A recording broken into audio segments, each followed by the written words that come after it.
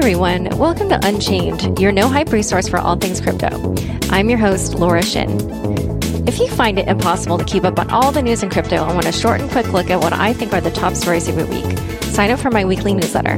Just go to unchainedpodcast.com and enter your email address into the box right on the homepage. Sign up today. Interested in the crypto weekend retreat I'm teaching with Meltem Demirors of CoinShares and Jalak Jopanputra of Future Perfect Ventures? If so, be sure to check out the show notes for the link to sign up.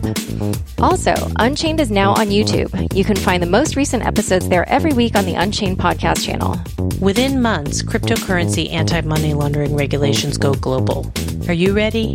Avoid stiff penalties or blacklisting by deploying effective anti-money laundering tools for exchanges and crypto businesses, the same tools used by regulators. CipherTrace is securing the crypto economy. Kraken is the best exchange in the world for buying and selling digital assets. It has the tightest security, deep liquidity, and a great fee structure with no minimum or hidden fees. Whether you're looking for a simple fiat on-ramp or leveraged options trading, Kraken is the place for you. My guest today is Peter Smith, co-founder and CEO of blockchain.com. Welcome, Peter. Hey, how are you? Good. Enjoying London. So how did blockchain.com get started? We got started in 2011. So in crypto terms, ancient history, with the simple goal of making it a little easier to use Bitcoin. So we built the first block explorer, which made it possible to dynamically search for transactions and data related to the Bitcoin blockchain. And then shortly after that, we released an API, which made it a lot easier for people to build on top of Bitcoin. And then shortly after that, we released the first hybrid wallet that enabled people to use Bitcoin, from a mobile phone like iOS, Android, back then even Windows Phone, or web, without giving up control of their Bitcoin, while still having their private keys. And today we're probably most known for the wallet and the Block Explorer. And today's wallet supports a range of assets across different crypto networks, as does the Explorer. And millions of people around the world use our products every day. So as far as I understand, I think one of your co-founders, Ben Reeves, worked with Brian Armstrong for a short period on the product that eventually became Coinbase. And this Wired article, it's kind of old, indicates that they had philosophical differences over like custodial versus non-custodial approaches. And in general, I've noticed just, from browsing your website and stuff, that blockchain.com seems to really always talk about its philosophy that users should own their own private keys. Why is this such an important tenet for the company? Yeah, so that's definitely their story, and they've told that. But I think it's important to note there that the relationship was more about using the initial traction blockchain had to apply to Y Combinator. And so Ben never worked on Coinbase. I guess in a way, Brian worked on blockchain. And the difference in philosophy, as you rightly point out, 100% comes down to how you feel people should use crypto. So in our view, crypto is more than just an investment or a fad or a quick way to make money. It's a way to take control of your own financial future, to be a self-sovereign financial individual. And a non-custodial solution to storing your crypto is the very centerpiece to that. And that's been our belief as a company since 2012, since long before that belief was possible. Or really even a good idea. And it's funny how things in crypto come full circle. If you went back to late 2013 when people started raising venture capital, the idea that millions of people would use a non-custodial wallet was like almost a joke. And so you had and you get back and look at blog posts and Twitter accounts, you had every sort of analyst in the market saying that the non-custodial solutions didn't stand a chance up against the custody stuff.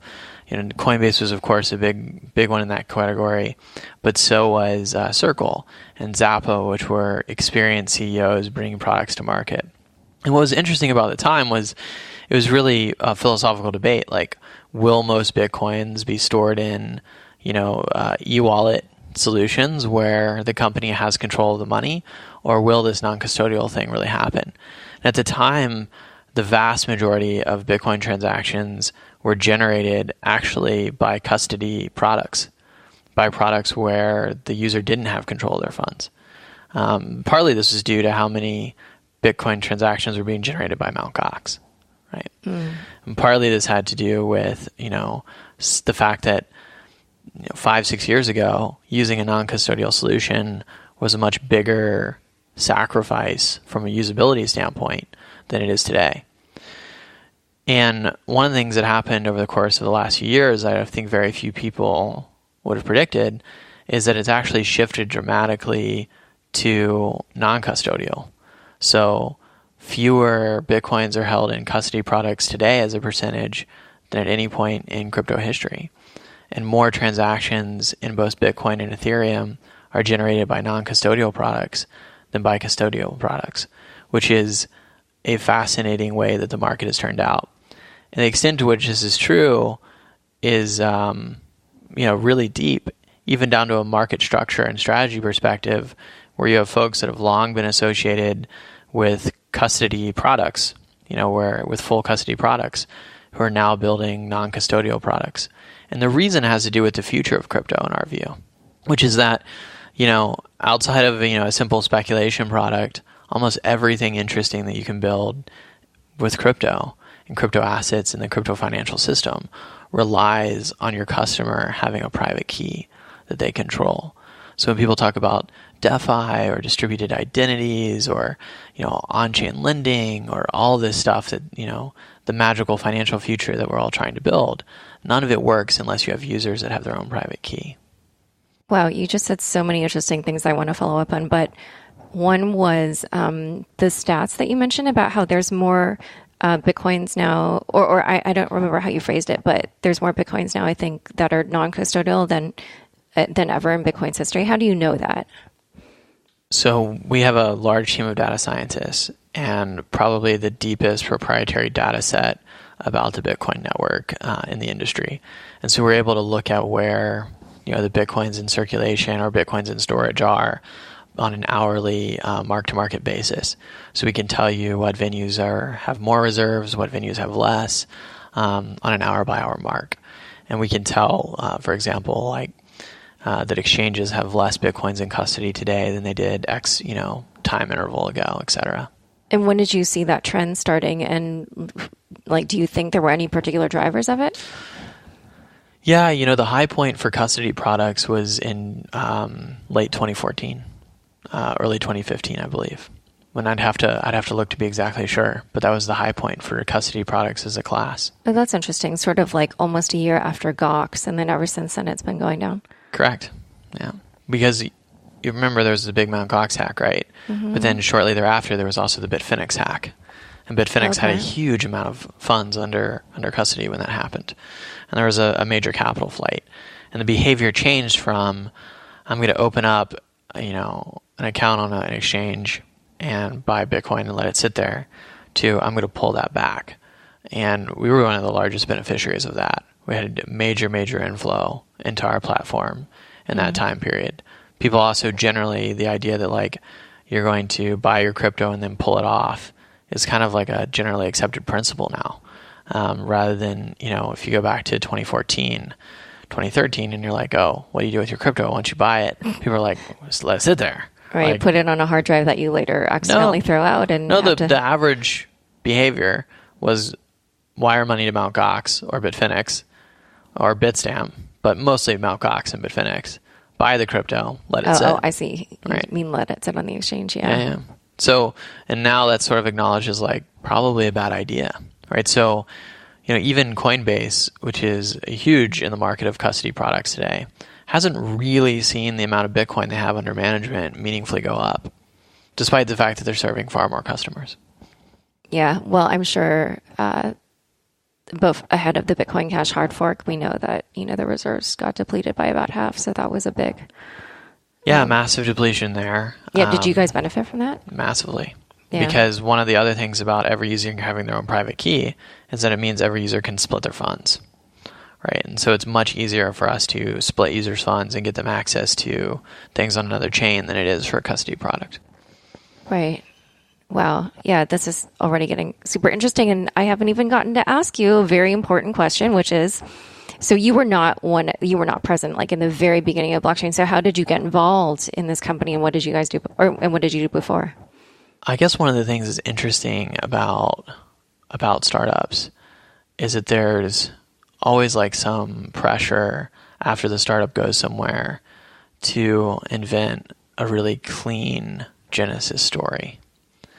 Like this really beautiful moment where there was this insight in this co-working space, and then we all applied a Y Combinator together, and then raised capital from SV Angel or something. And that's never what happened here. Blockchain for years was more of a collective of people who cared about Bitcoin and cared about building cool stuff than it was a company. And there were lots of people that had lots of roles throughout that. In fact, there wasn't formally a company that held the intellectual property of blockchain until shortly before we raised our first venture round. And so it's really hard to tell like where did the company start? When did the company start?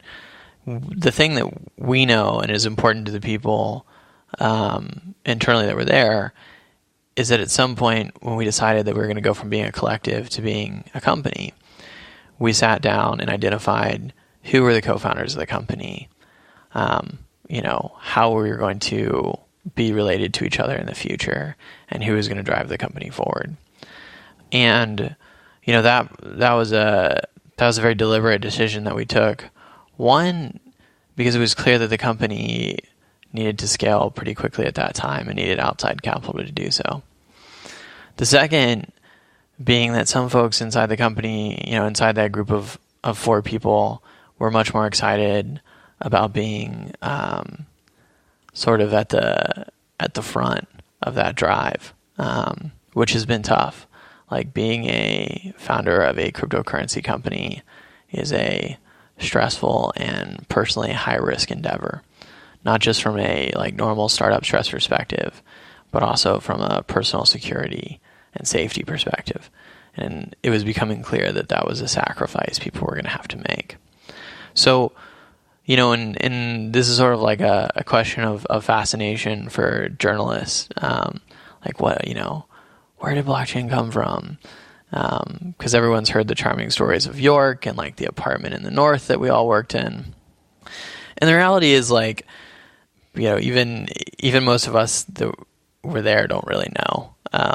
And the sort of only salient point of like, when did we all get involved in the company is when we all sat down and decided to incorporate the thing, which was only maybe 6 months before we raised the Lightspeed round. Now you've expanded well beyond the wallet. You've got your institutional vertical called Markets, which also has a research unit. You've got Lockbox, which is your hardware wallet. You've obviously done the data service or the block explorers for quite a while. So how do all these pieces work together? Like, what is the overarching vision for the company? Yeah. So, we got started with a pretty simple mission, which was like, make Bitcoin a little easier to use. And we had a big change up to that mission, which is basically make crypto a little easier to use.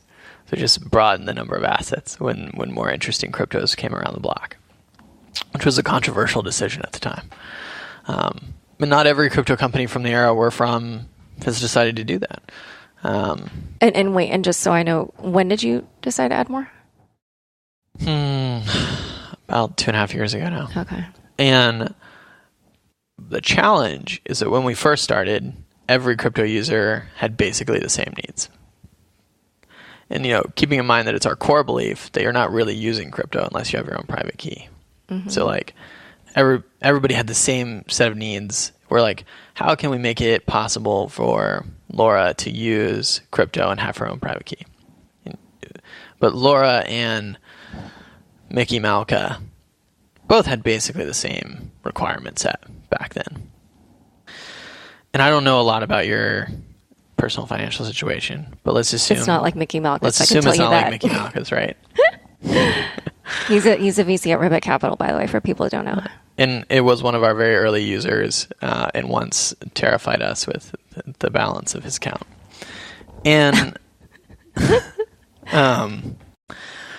Or another person that's spoken a lot about using our product in a very heavy way, Jim Robinson at RE. Right. So let's think about Jim. Yeah, something that's interesting is it's funny that you mentioned Mickey because he invested in Coinbase.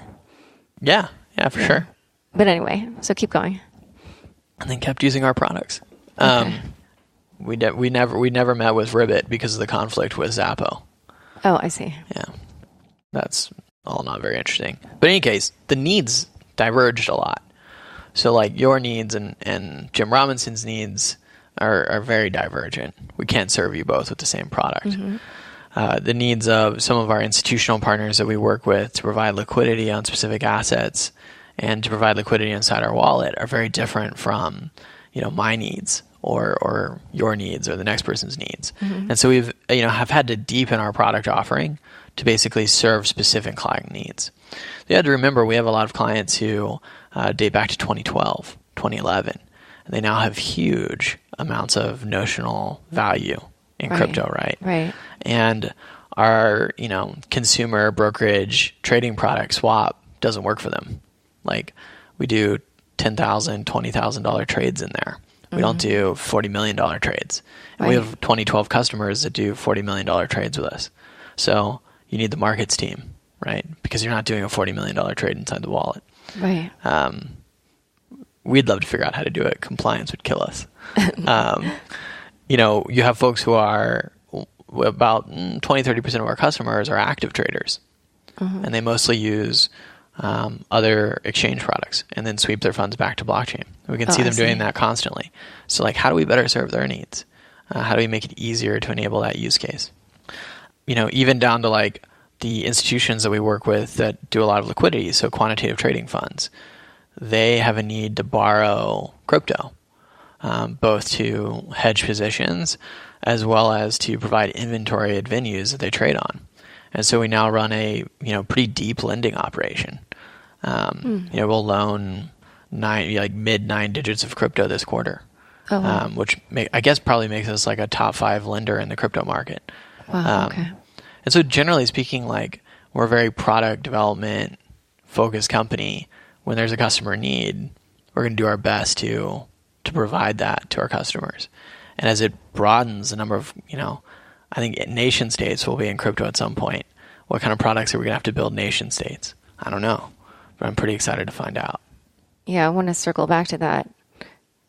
So just a question. So if you're non-custodial, but you're lending 9 figures worth of, or a US dollar value, I guess. So where do those Bitcoins come from? Magic. No. One of the great assets of the company is our relationships with, crypto holders, whether that's consumers, businesses, crypto projects. And so we're generally able to borrow a lot of inventory. So, we borrow from a long-term holder. We then lend out short-term loans. That's how lending desks work generally. And we just happen to have very deep relationships to the supply side in the market. We do, though, and this is good for you to point out, we do also run a custody and vault product now. And so there are clients that, being entirely non-custodial doesn't make sense. A good example of that is all those clients are so secretive, so it's like really hard to talk about them. But you can example, like a type. XYZ crypto project. Yeah. They self-custody a ton of their assets, but they don't want to be single-threaded, right? They don't want to be totally exposed to one system, right? And so they've parked a significant amount of their reserve capital in our custody system. Mm. Now, that's a very different use case from like the average person. But does that crypto project have their own private keys? Absolutely. Does every single client that we deal with have their own private keys? Absolutely. But there are some use cases where we need to have custody of their funds to enable a product or use case. And in that scenario, we have a custody and vault system that we run, and it's one of these like crazy, multi-geography, multi-system, personnel redundant, like in the side of a mountain with armed guards kind of situations. Like a mini Zappo?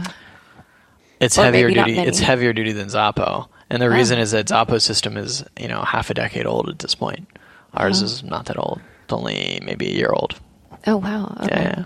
So, the current version that we're on is about a year old. And so, it's a bit more of a modern system. But it's what the catchphrase is like geographically, politically, system, and technology redundant. We don't really lead like a go-to-market proposition with the custody product. And the reason, and it's super sexy to talk about custody products over the last year in the crypto space. And the reason is it's not a very good business because almost every custody provider will custody assets for free. Like we'll store your assets for free if you're a qualified client. So like, how much marketing and sales effort do you want to put behind something that like, if we'll provide it for free, other people will provide it for free. Well, if you get into staking, then you can make money from that. And we do stake. Oh, really? Yeah. But your clients, and you charge it. Your clients expect you to give them most of the staking fees. Well, still, but you can make money from it. Very small amounts of money. Okay. And it's, it's like at this point in the game, the staking ecosystem is very small. But so I'm confused because you offer Bitcoin Cash, like, Ether and XLM. So we also offer a stable coin in the wallet. So, but where does staking come in? We don't stake in the wallet. Our custody system stakes. Oh, so you allow storage of other assets. Yeah. Our custody system holds like 47 different assets. Oh, okay. Okay. So I was going to ask you. And our markets operation will trade anything, almost anything. Wow. Okay. Yeah. So we trade. You're talking about like your OTC desk? Yeah. We trade heavy volume and all kinds of assets that are not in the wallet. All right. So I actually was going to ask you kind of a set of questions about your typical customer, but it sort of sounds like you kind of don't have a typical customer because you're serving people like me as well as like the Mickey Malkas and the Jim Robinsons. I can break it down for you. Okay. So it's basically like crypto OGs. So people have been in crypto a long time, right? Then there's like people like you. Well, maybe you're a crypto OG. I don't know. No. But there's like your average retail consumer, right? And they're like, Okay. 22 to 37 years old, and they have they usually bought a couple $1,000s of crypto, right? And Okay. if they did that in 2013, now they have a lot of crypto. If they did that in 2017, they don't have as much crypto, like so on and so forth. Right. And those customers are served in the wallet for the most part. Then there is a group of high net worth sort of individuals, and those folks we serve out of our markets business, so OTC trading as well as investing into our fund products. So we have actively managed products as well. Right. Like you have a venture fund. We do. Yeah, we do. Yeah. When did that launch? I didn't. Very quietly about 9 months ago. Okay. Yeah. Yeah, I just saw that on the website and I was like, I don't remember hearing about Very that. quietly. We've been investing out of it, and it has both internal capital and external capital. Okay. So it's an unusual. And are you investing for equity or? Yeah. Okay. Equity, tokens, Oh, okay. whatever. Oh, interesting. We'll Can invest you in name podcasts. Really? No. Not like I'm looking for We investment. have not yet invested in a podcast. Although, people always talk about like tokenizing like an individual. Yeah. And like you would be such a cool test case of tokenizing an individual. I know, but it would be like a securities offering. Move to Switzerland. Oh my Move god. to China. I don't know. I went to Switzerland once and I was like, this place is super sterile. Yeah. I'm going back again very soon, so we'll see what I think this time around. Maybe I like it. So anyway, we've got those clients. Okay. And then we've got, what I would call like entities. And these are, quantitative trading funds, crypto hedge funds, crypto venture funds, multi-asset market makers, and then crypto projects. So like protocol projects. And we do business across that whole vertical. Wow. Okay. So once you decided to go in the multi-token universe, you really went for it.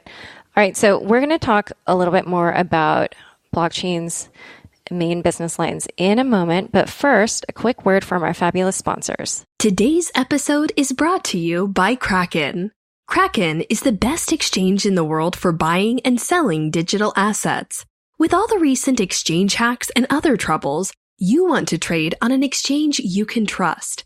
Kraken's focus on security is utterly amazing. Their liquidity is deep, and their fee structure is great, with no minimum or hidden fees. They even reward you for trading so you can make more trades for less.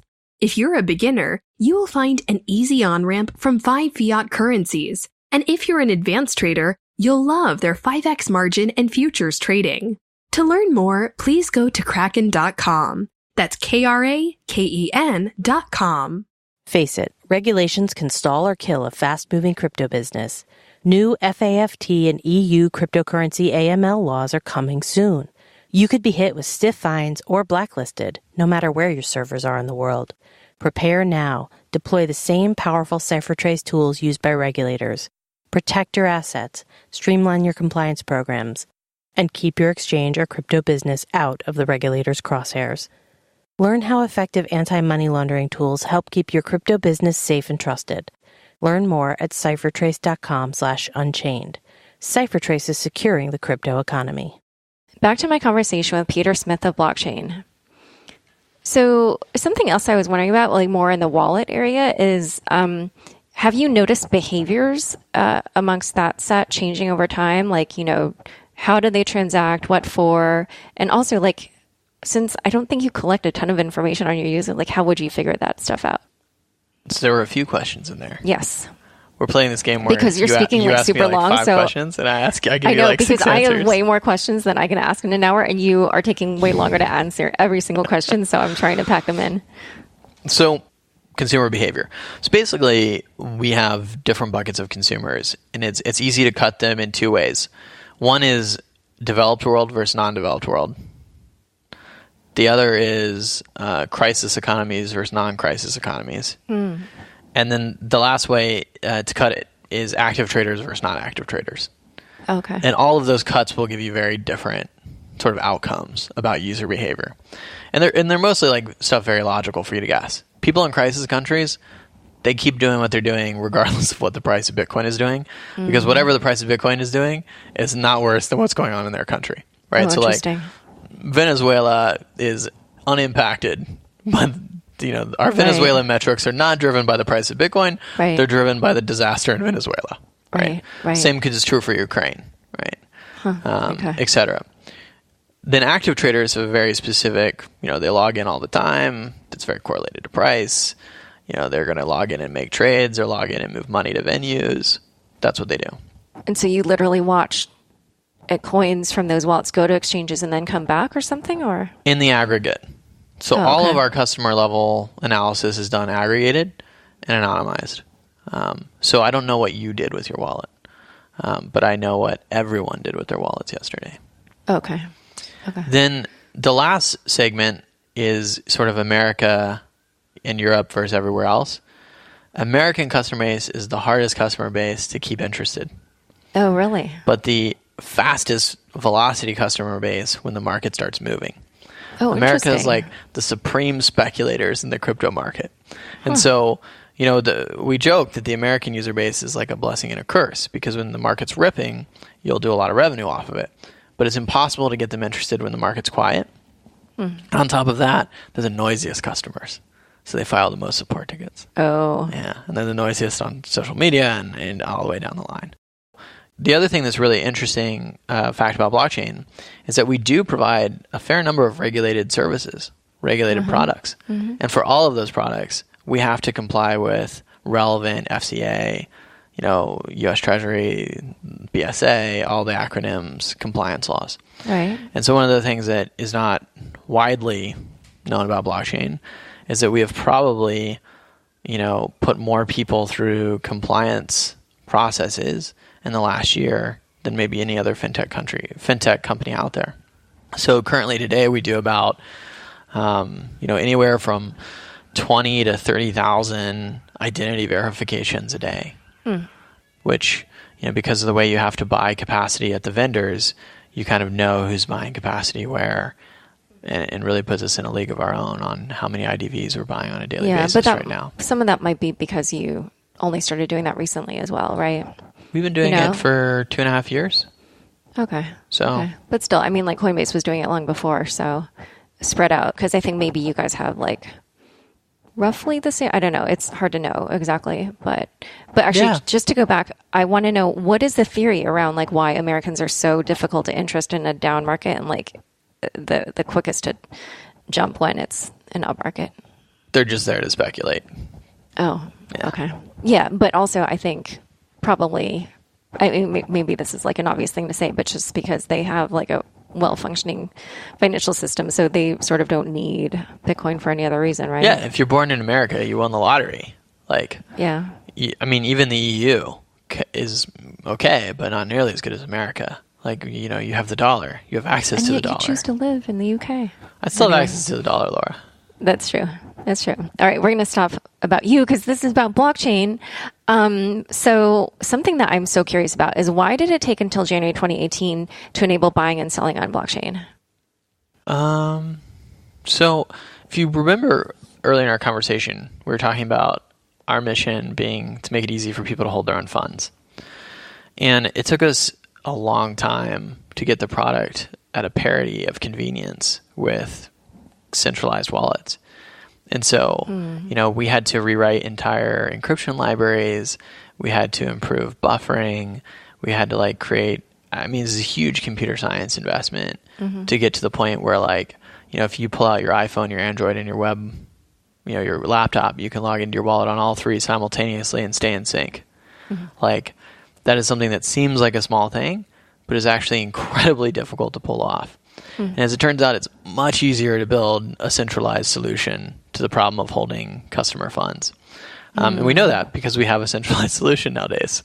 But building the decentralized one in a way that like is easy for Laura to use and is easy for my little brother to use, who's not an engineer, is really challenging. And it took us years. And it was a huge investment to do that, to invest in the data products and invest in the stuff that it powers our acquisition funnel. So we just didn't get to it. And our view was like, do we want to be at the center of the crypto financial system, or do we want to be running the toll booth at the edge of the system? And we wanted to always bias towards, you know, even if it was painful in the short term, making sure that we maneuvered ourselves in such a way that we had a shot at being at the center of the crypto financial system and not operating a toll booth on the edge. Right. So, but one other thing, just to go back to the buying and selling, is it actually possible for U.S. residents to purchase on blockchain.com? Because actually, I could not figure this out easily. And because I'm a New York resident, that was like an added hurdle. It's not possible for New York residents. Okay. But what about other states? Most states in the U.S. it is. And the number of states is sort of consistently expanding. And by the end of this year, we'll be more or less complete. Oh, okay. Yeah, it's at 22 states now. And when you say they can purchase, do you mean all the assets you have are Bitcoin, Bitcoin Cash, Ethereum? Correct. Oh, okay. Okay. And then I also wanted to ask... We directly work with a wide variety of banking and card payment processors to do that. Okay. So let's But we're much heavier on the fiat side of life in Europe than we are in the United States. Oh, so you do serve more as an on-ramp here. Yeah. Oh, okay. So I wanted to ask also now about the higher end of your customers. What kind of volume are you doing on your OTC desk? OTC volume is incredibly cyclical and spiky. So like you'll have a really big month and you'll have like a month where you're like crickets. We have gradually over the last year moved away from trading with a lot of humans and more towards trading programmatically. So, you know, the API that powers all the liquidity in our wallets is very robust and is capable of pricing risk and size. And so we've started piping that into other platforms and providing liquidity programmatically rather than, you know, via humans. So you're talking about sort of like a dark pool? Correct. Our internal trading system very much looks like a dark pool. And then, so we've been talking... And that trading system is probably interesting to talk about. Okay. It's a huge investment. It's a machine trading platform. It plugs into other venues, like exchanges, but it also plugs into the largest market makers directly. Oh, okay. And so most of the time, we're not even going to venues anymore. we're either hedging risk out at a derivative or we're hedging it out at a like quantitative market maker level. But almost the vast majority of our flow, like on a typical day, 80% plus, is being cross-matched internally within our internalized matching engine. And so it very, very much looks like a dark pool. And so you'll even see like big OTC orders taken down against the retail flow and stuff like that, which is super fascinating. Oh, that is interesting. Yeah. And wait, and then when you said 80%, what is the other 20? Is the other 20 just the wallet? No. So 80% is internally matching. So I trade, you trade, Sarah trades, and we cross-net all of that together inside the matching engine. Now, of course, if just 3 of us traded, it wouldn't be possible, but if thousands of us trade, it is. And so from a scale perspective, it's interesting that we're at a point now where most of it's internalized.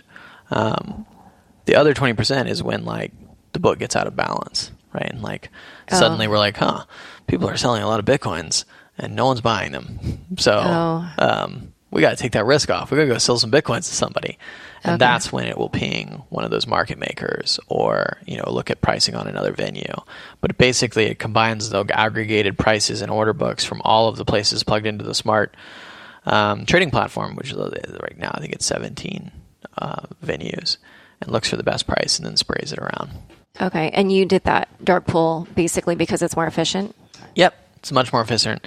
It also most of the consumer crypto platforms have struggled with a lack of liquidity.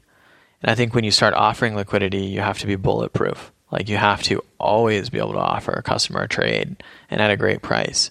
And so it was really important that we built the machine trading infrastructure and all the associated data science that goes with it to be able to ensure that like rock solid bulletproof liquidity. So something that I noticed when I was doing the research is back in 2018, you announced through Fortune that you were building an exchange. So what happened with that? I don't think we've ever announced that we were building an exchange. Oh, there was an interview with you and Fortune where it said that you made this hire. I'm trying to remember from where, from Goldman or somewhere, and the plan was to build an exchange with that hire. It was in January or February. We've definitely hired no talent from Goldman that is responsible for building an exchange. Okay. All right.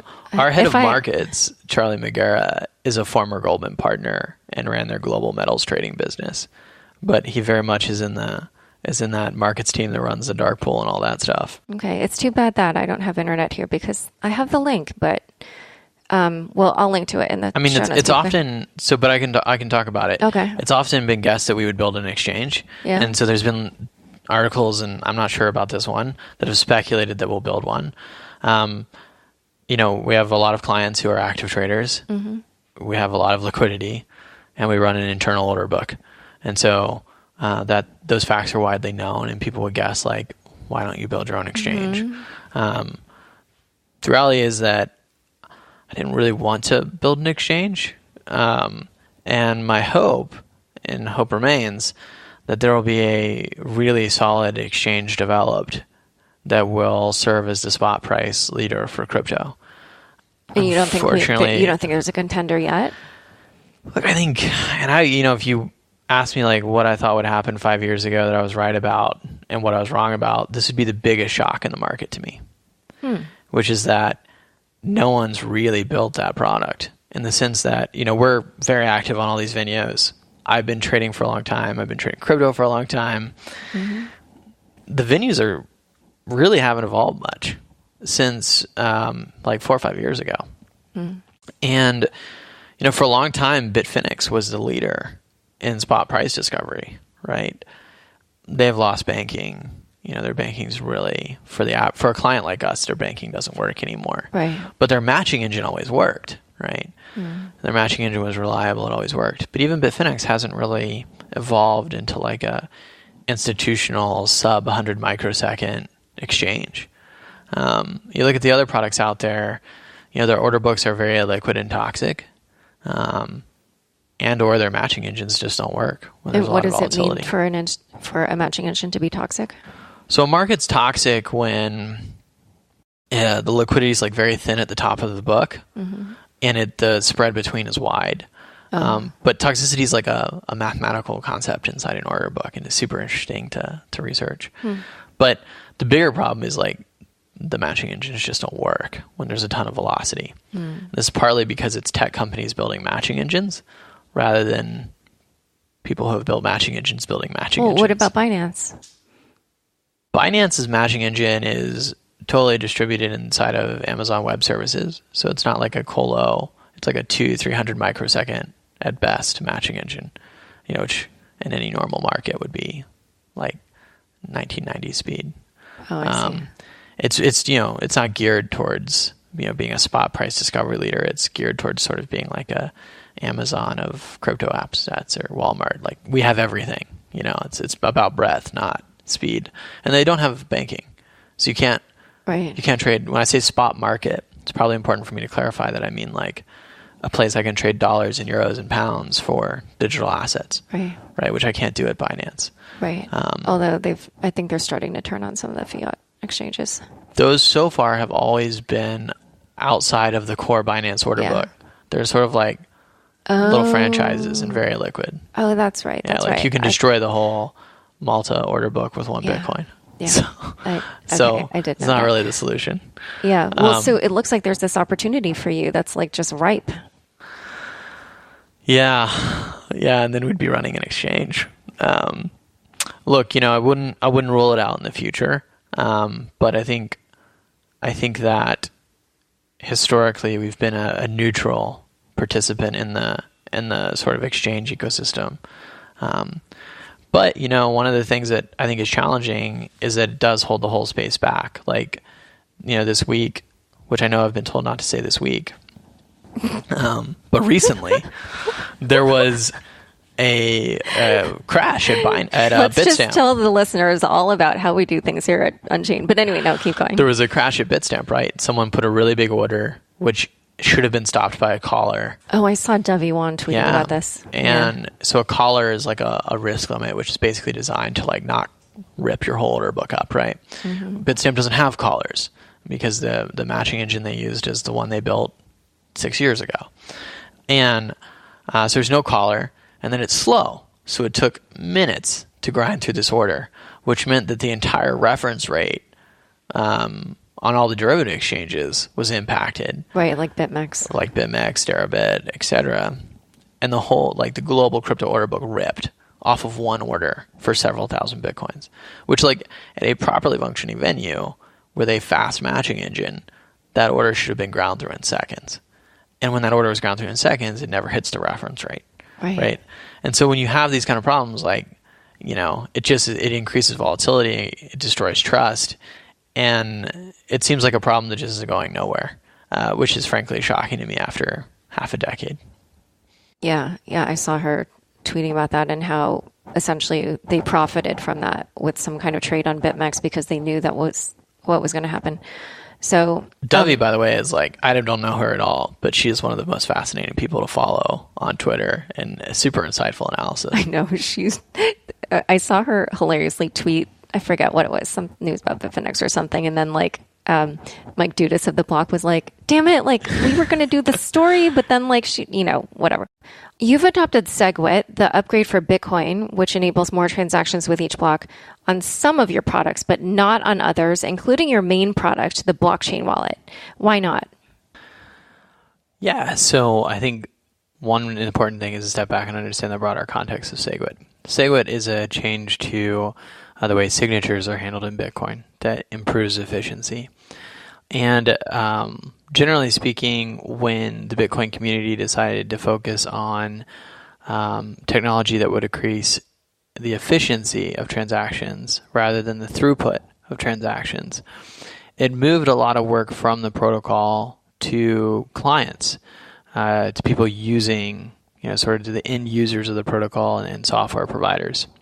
One of the things that's important to understand about the way that our software works is that all of our software is generating transactions on the client side, which means that we have to handle that signing module across, every model of iPhone, every model of Android, tons of web browsers, window devices. So it's not even just when we change something in an encryption library, changing it on 3 apps. It's changing it to support hundreds of devices past that. And it's the riskiest kind of change we can make. Because if something goes wrong, our clients' funds will be at risk when their transactions aren't signed properly. Past that, we also have to move clients' funds to a new output type, which means that we have to do this across all our platforms simultaneously. And some of our platforms, like iOS, are behind other projects like web. So if we only needed to roll it out on one platform, we would have already rolled it out on some of our products, some of our wallets. So we'd have already rolled it out on web, for example. But it has to be a simultaneous release. And to get it really, really right, we probably have to dedicate a whole cycle. By the time SegWit was rolled out, fees had already spiked and then come back down. And so, saving an extra 30% on fees hasn't really been at the top of our product roadmap. Customers, when we survey them about what they want, what kind of features they need, it's usually about broader access to assets, ways to store their crypto, and liquidity to trade between their crypto. It's very rarely, help me save 30% on Bitcoin transaction fees. And so while there's a huge amount of interest on Twitter from about 15 or 20 Twitter accounts for us to adopt SegWit, there's not a lot of demand for it across our customer base relative to other product priorities. Now that said, we felt like it was important to support SegWit on our Block Explorer. Otherwise, the number one place people look up transactions wouldn't show SegWit transactions. That would be terrible. And so we had that to go ready from day one. On our custody systems, it's there. On our clearing and settlement systems, it's there. So we actually do thousands of SegWit transactions every day. This will not make any of the folks that want us to do SegWit happy hearing this. Because, quite fairly, we generate 20 to 30% of all Bitcoin transactions. And so folks really want to see us adopt because for the last year, adoption of SegWit has basically stalled. And what I'd say to those folks is, we are going to get there. I won't promise you exactly when. It'll depend a lot on what happens tomorrow and what gets prioritized in the dev roadmap. And, is there another unplanned fork that we have to deal with? This stuff's kind of constant. But we will get there, and we'll get there when we can do it in a safe way across all of our platforms for all of our clients. I got started in this to help make Bitcoin useful and easy for people. And I'm still super passionate about Bitcoin. It's kind of like your first love and want to see it be as successful as possible. But today, Bitcoin is really as a community committed to that digital gold thesis and narrative. And if you believe Bitcoin is digital gold, you don't need cheap fees. So every time someone on Twitter says Bitcoin doesn't need cheap fees, I say absolutely. And that's a lot of the reason why SegWit hasn't been prioritized. All right. Yeah. But previously you were in the camp that didn't want it to be digital gold. And that's why you signed the SegWit 2X thing, right? I've thought and still believe that Bitcoin could be more than one thing. I thought it could be digital gold and it could be cash for the internet. The community didn't agree with me. And there was a lot of us that felt like Bitcoin could be more than one thing. And, turns out we were in the minority.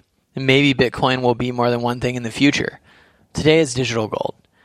And supporting that use case means liquidity. It means fiat on-ramps. It means, storage types like adding hardware wallets. But it doesn't mean optimizing for cheap fees. So I wanted to ask you also, we've been talking about all the different jurisdictions and stuff. What has it been like trying to manage all these regulatory issues across, multiple jurisdictions? And just out of curiosity also, how would you compare the different jurisdictions? I don't think it would be wise for me as the CEO of the firm to comment on which jurisdictions are my favorite. Oh, please. They're all my favorite. Oh, really? Of course. Absolutely.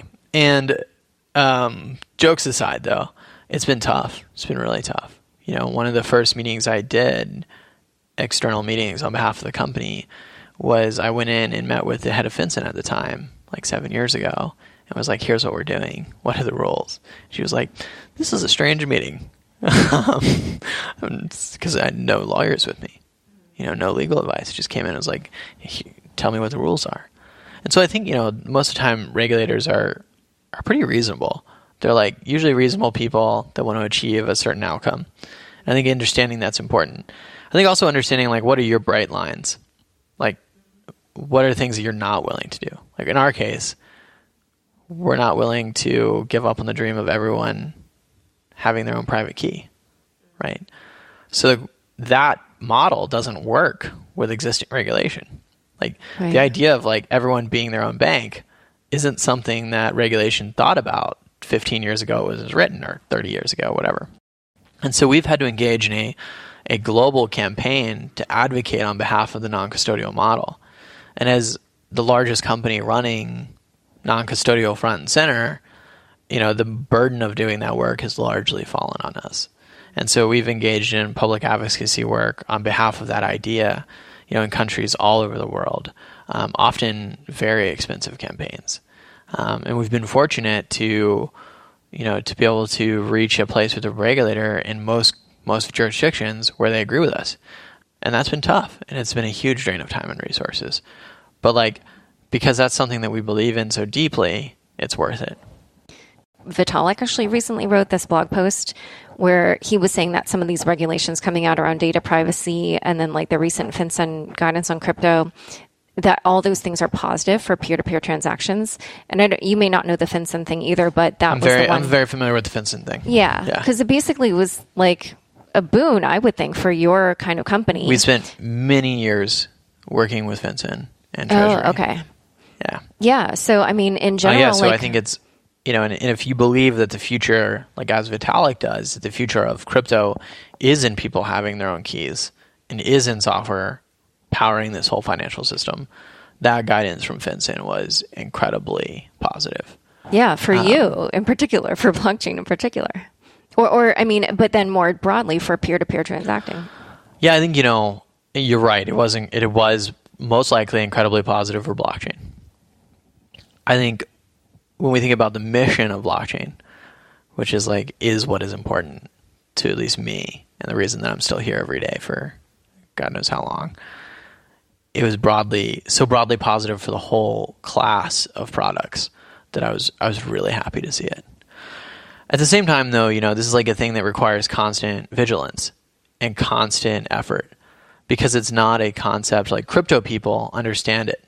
Whenever we talk about, so I sit down with Vitalik and I'm Vitalik actually gets this stuff, but I sit down with the average crypto engineer. I'm like, oh, you have to explain this to regulators all over the world. They're like, why? It's so obvious. I'm like, well, not obvious to the regulator. And so we require, constant advocacy and explanation. And we haven't been alone in that. I think Coin Center has been a powerful ally and advocate on this front as well. Right. But I think generally when you look at what is positive in the crypto world, the fact that there was sort of the first phase of the advocacy work around this was the regulator being what? And the next being maybe. And now it's kind of being accepted formally. And I think that's super positive for the entire crypto ecosystem. Yeah. Yeah. With the exception of that one congressperson who wants to ban Bitcoin. But anyway. I think, threatening to ban Bitcoin is a great way to get the TVs and social media to pay attention to you for a day. So I don't think it's all that serious. Yeah. It was kind of all right, are you going to turn off the internet or what? Because... All right. Something else I want to ask about is to do the Stellar airdrop, you've been requiring that people verify their identities. And that sort of, in some sense, seems like a departure from blockchain's ethos. Not exactly, they're still maintaining control of their private keys, but directionally. So were you facing pressure from regulators to get more info on your users? So it's interesting. The core belief here has never been in anonymity. We've always used your IP address to make sure that people don't log into your wallet that aren't you. We've taken your phone number. We've taken your email. Since day one, we've collected enough information about customers that it was not a very anonymous service. The core value here is user control of their funds, right? So why do we require you to verify your identity to receive the airdrop? The answer is very simple. We're sending you money. And anytime that we're sending someone money, we need to know their identity thanks to a variety of regulators around the world, the alphabet soup of three-letter regulators. You can still log onto our website today and open up a wallet with just your email. we're not going to be able to send you free money. We're not going to be able to power your trading, but you can still use our service, and we're deeply committed to that. One of the other reasons that we verify people's identity with airdrop is to combat synthetic fraud. Because anytime you do an airdrop, people try to get more than their airdrop. They try to get 1,000 of their airdrops, right? Or 100,000. Right. And there's a whole cottage industry dedicated to referral fraud, payments fraud, and increasingly airdrop fraud. And so, we triangulate a wide variety of data points to prevent fraud in airdrops, because we do airdrops, not just a stellar airdrop. And the challenge is collecting enough statistically significant data points to build your fraud model. And so a lot of the identity verification stuff feeds into our fraud models. Right. That makes sense. And that also explains why it's been taking so long to do the stellar. It's really hard. It's a incredibly difficult computer science problem to give away free money at scale. And look, airdrops usually have fraud rate, loss rate of around 40 to 60%.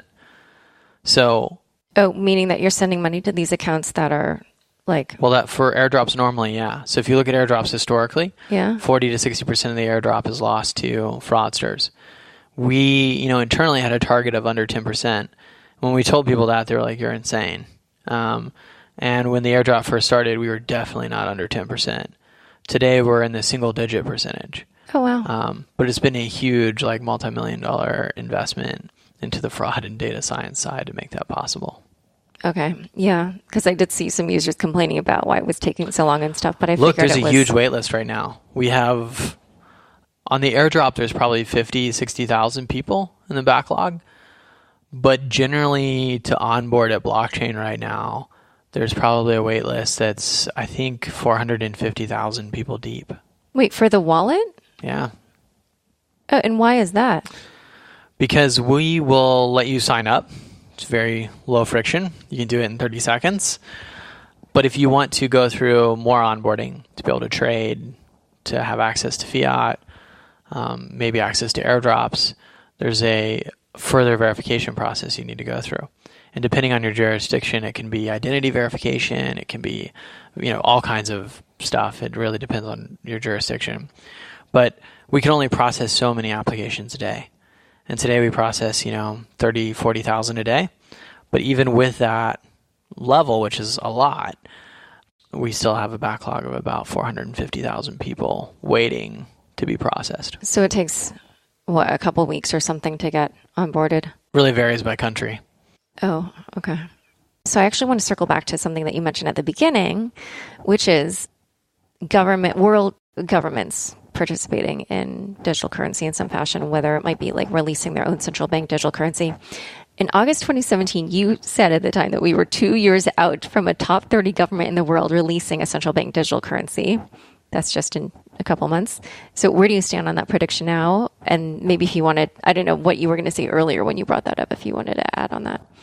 Yeah. So I think we're closer on a Western government, like a G7 government, than people think. And by August? Maybe. And Venezuela already released theirs, which is hilarious. Not a top 30 and not a real... Venezuela? Oh, that's a good question. I don't know. Well, if you look at by population? If you look at a 10-year snapshot, Venezuela is a top 30 country. And if you look at a 1-year snapshot, thanks to their economy falling off the list, it's not. So it's this close to being right, Laura. Okay. This close. Well. I can't give you that one, but anyway. But anyways, look, it's a pretty bold prediction. It was.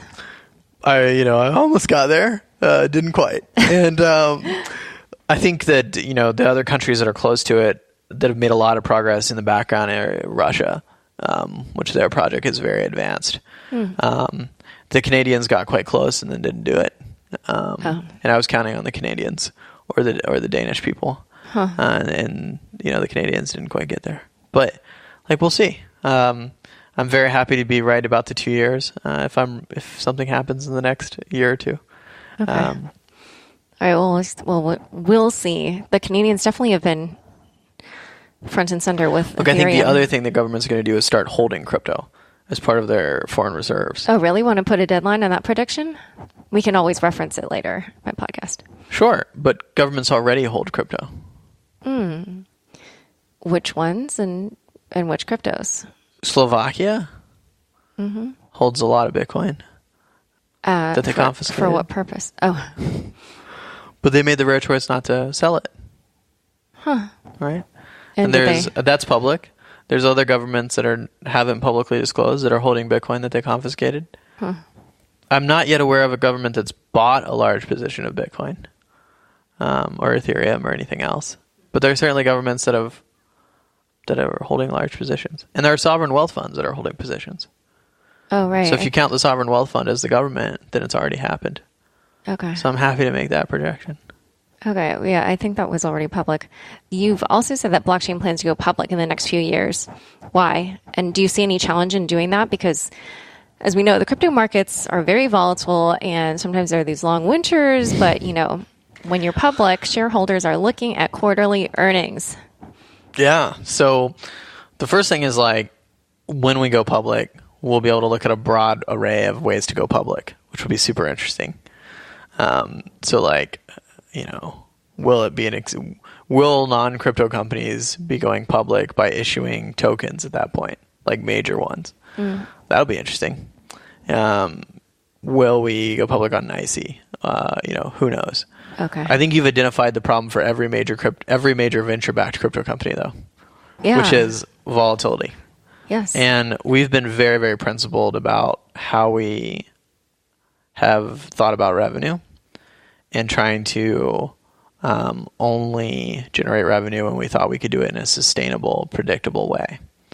And so our financials are much less volatile looking than probably any other major crypto company. We're probably the most capital efficient by an order of magnitude. So we've spent by far the least money of any major crypto company. We've also probably have the most stable set of financials. And this is largely because, one, we are very long-term. And being long-term, a lot is about being predictable and managing risk. Two, we knew that we wanted to go public someday. And to do that, we need to be predictable and stable. And just to be clear for people, because I did skip a whole bunch of questions because you were talking a bit long, but basically the way you guys generate revenue is charging transaction fees on transactions. I imagine it's the same, or not the same fee, but you do that both at the high and low end of your customer base. So we don't charge for transactions. We charge for trades. Trades, okay. Right? Because you have to remember that we do 100,000-ish transactions on crypto a day. Not all of those are trades. And those transactions, like when you pull out your wallet and you send me Bitcoin, there is a transaction fee, but we just charge you our pass-through cost of that transaction. We don't charge you anything on top of that. When you trade, we do take a margin on every trade. Yeah. Okay, and is that your main source of revenue? That and advertising, and then asset management, which our lending business is inside of. Okay. So something that I was curious about is also there's been a number of Wall Street executives hired at crypto companies here at blockchain, but also at competitors. For instance, you hired Jamie Selway, who came from a broker-dealer and trading technology firm, Investment Technology Group. But many of these people, whether here at blockchain or at other companies, but including Jamie, did leave within a short time period. Why do you think that is? Yeah, so last year we went through the tough transition of building a real executive team. So we hired 8 execs last year, promoted others internally. It's a hard thing to pull off. Probably one of the harder things that I've ever worked on here at blockchain. Yeah. Not all of them made it. We hired people from not just Jamie, but we hired people from Twitter, TD Ameritrade, Goldman. We hired a public company CFO, all the way down the line, right? And most of those people worked out and are essentially running the firm today. So, I talked about the Goldman partner, the former Goldman partner, Charlie, that runs markets now. Phenomenal leader inside the business. Our CFO, who came from Fortress and OneMain, and took a company public, and has the super resume, right? Macrina, an incredible and effective leader. Both of these people are from finance. We have another executive in our product team from TD Ameritrade, like it's from equities, right? Our general manager of our wallet is a longtime executive here named Zen, who came from UBS, ran a trading team at UBS. So the point that I'm making is that it's not so much about people coming from finance. A lot of those people have worked out. It's that not everyone's going to make it inside the context of our crypto firm, right? And I think what separates people out here is that you have to, the work we do is really hard, really hard, and probably even harder than the average crypto company because of the non-custodial thing. And you have to really believe in that vision. And we're not able to, baptize everyone into the cult. And so, when you're building out these exec teams, you expect a certain loss rate or rejection rate. It's almost like the body, rejecting an implant. Now, at the same time, it's been true that the wave of people, of big name execs into crypto companies, and the wave out, we had our Jamie Selway, Coinbase had their Jonathan Kellner. It's been, pretty consistent. And, I think that's probably the same story, right? Which is just, it's hard to mainstream these people over. I think equity people in general have been really hard. Even when we look at, lower levels across the org. Partially this is because equities people are used to a very defined market structure of custodians, clearers, and all this stuff. And you kind of get equities people in the crypto market and they're like, okay, so how's this all work? And you're like, well, we have to build the custody, the clearing, the custodian, the lending, the routing. And they're like, holy shit. Right, this is going to be impossible. And you're like, yep, yeah, it's basically impossible, but we might as well get on with it. Versus folks that you hire out of commodities has, been very different. Commodities, private equity, those are folks who are used to these kinds of exotic, strange, rapidly evolving global markets. And the other thing, when I talk about global is equities folks are very, if you hire someone in equities in the US, they have really only done America ever because equity markets are national, right? Whereas if you hire people from commodities people deal with the whole world, right? And so it's very tough to make the jump from equities to crypto. And we've seen that play out here and almost every other crypto firm. It's an interesting thesis, but it makes sense. So where can people learn more about you and blockchain? No one needs to learn more about me. Okay. I'm on Twitter at OneMorePeter. And then the company is at blockchain.com. And you can go to blockchain.com/about if you want to learn more about the firm. Yeah. By the way, can I just say, it is no fun. It's a total exercise in frustration Googling Peter Smith blockchain. This is even blockchain.com, it really does not help very much. Which I'm sure you enjoy. Some founders want a profile, they want credit, whatever. I don't. This company was built by hundreds of people that aren't named me. But it's the Smith part and then the blockchain part. Yeah. Blockchain. Do you guys regret using that name? Absolutely not. It's an amazing name. Yeah, it is. Except it's just very hard to find things about blockchain, the company, amidst the sea of But anyway. I think, when you're a company, you mostly think about acquisition, acquiring new customers. And we probably have the premier property for that. Yes. And the premier SEO property. And so I don't think we've regretted it much. I know. I should get blockchainpodcast.com or something. But we could put you at blockchain.com/podcast. Then you'd really do well. I don't think anybody's going to type that. Blockchain.com/podcast? Do people type, .com/ something? Yeah, people type in blockchain.com/wallet all the time. They directly type in blockchain.com/markets. Okay, you tell me if there's a search, if there are searches on your, because can't your engineers figure out if people are typing that in? Yeah, of course. Okay, so then maybe we'll talk. All right. Thanks so much for coming on the show, Peter. It's been great having you. You're welcome. Thanks so much for joining us today. To learn more about Peter and blockchain, check out the show notes inside your podcast player. If you are not yet signed up for my email newsletter, go to unchainedpodcast.com right now to get my thoughts on the top crypto stories of the week. And be sure to check out our new channel on YouTube. Unchained is produced by me, Laura Shin, with help from fractional recording Anthony Yoon, Daniel Nuss, and Rich Straffolino. Thanks for listening.